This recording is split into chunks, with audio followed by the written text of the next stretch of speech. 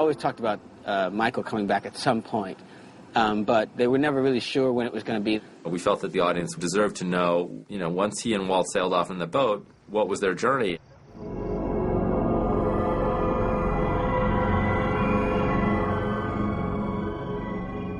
Essentially, in a scene that we did not see but is referred to, Michael tells Walt, hey, I killed these 2 women to get you off the island, and I think Walt is so shocked and dismayed by this that he begins to look at his father in an entirely different way. He shot those 2 women, and as Ben points out to him, nobody asked him to do that. He did it. He goes to this incredible place of despair, which is that he wants to end his life because everything that he did for his son, and now that his son can't even look at him anymore, why go on living? But the island has different plans. Hey, Mark!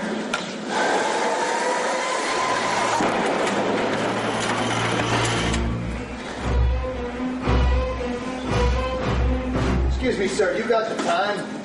No. We let you leave one island and you just go to another?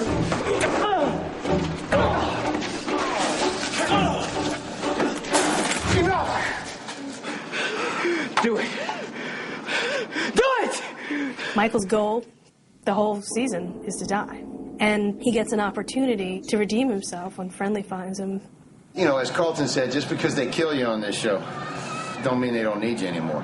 Because everybody's got a past. Mr. Friendly's gay. Right on. I thought that was cool.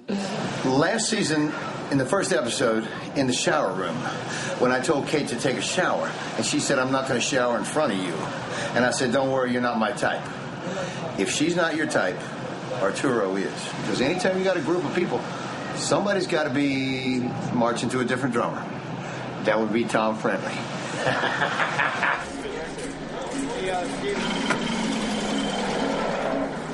I'm on the boat to do a little work for a guy who I can't really name right now. It's kind of like that guy in Harry Potter. It's sort of like a walk down memory lane of the dead. It's like, oh, there's Naomi. I remember her. She's dead now. Oh, Minkowski. He's being nice. Dead. Michael just has that magic touch, I guess.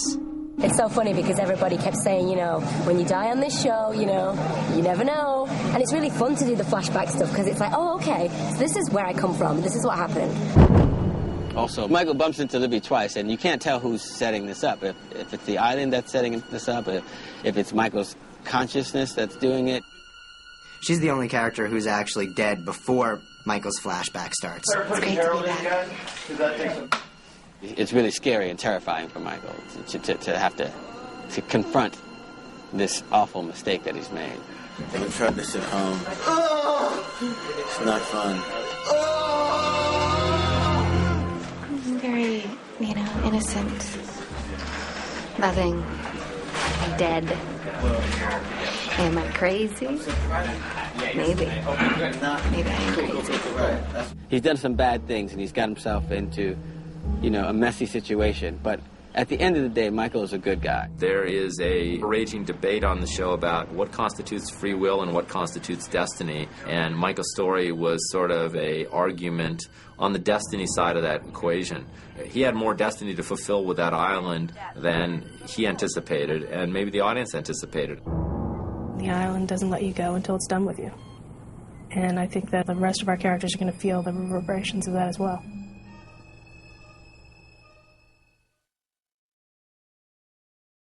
Hey, Mark. Hey, Mark. That. Stop. On your knees. On your knees.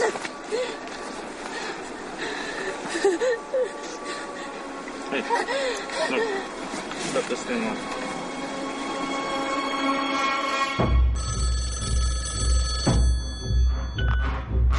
Code 14J. They're here.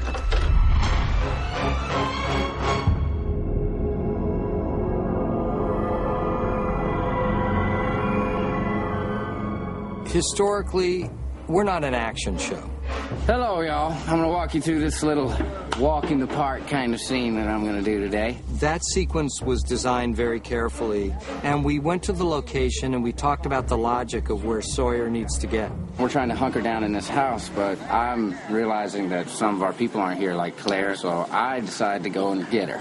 So here's where I go. We started with Sawyer running out and with our guys getting shot. Basically, I have a handgun here. I throw him. Someone pops out here, and I say, "You seen Claire?" Basically, and bam, I get splattered by their blood, which is always fun.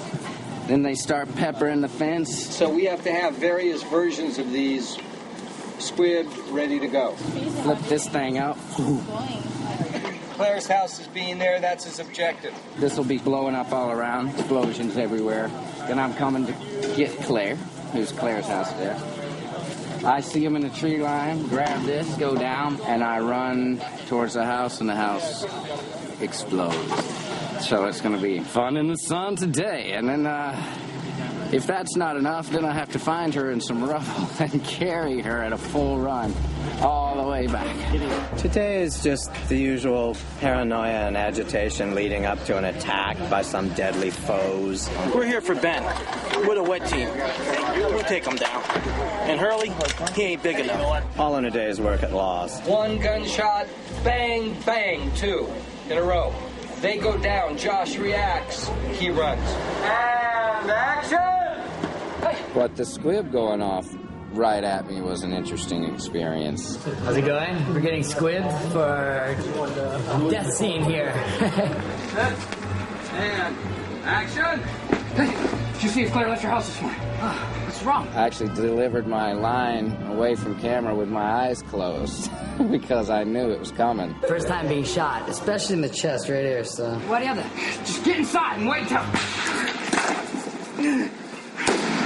Sure enough, I didn't close my mouth, so I actually ate all that squib. Get back inside!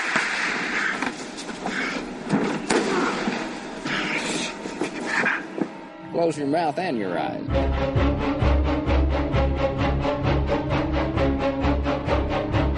Go hot. Fire in the hole, guys. Fire in the hole. Roll cameras, please. Rolling.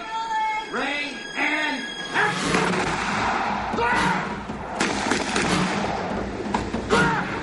You can hear me say something!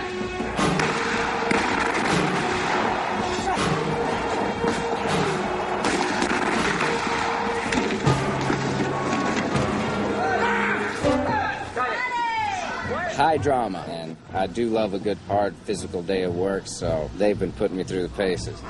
Well, we've seen a nice fireball. Then, basically, from out of nowhere, it seems, this beautiful day gets interrupted by, it seems like a rocket-propelled grenade blowing up a house.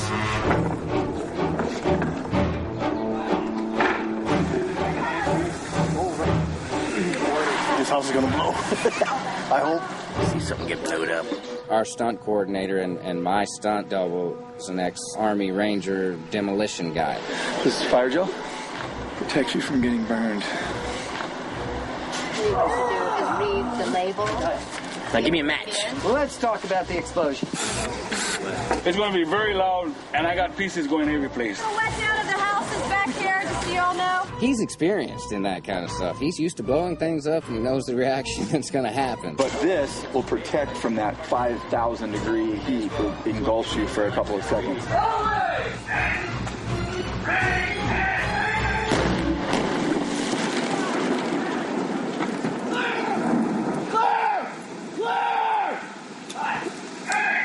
He really got close, but he actually disappeared for a second in that fireball. Who's directing this, Michael Mann? Where is he? I'm awake now. I'm just getting dirtier. We're driving you. It's been fun being carried around. A little bit of a luxury. Am I speaking to Benjamin Linus? That's right. I'd like you to go look out your east window. We can talk about this face to face. Ben and his daughter, I mean, that's a pretty excruciating scene. Close the window. And action! To the left. And Kevin came in and had the idea to do that friendly wave he does, which is so creepy, knowing what his agenda is. See me? Yeah, I see you. Hey, Mike. So I know exactly what kind of a man you are, Mr. Keamy, and we can dispense with the formalities.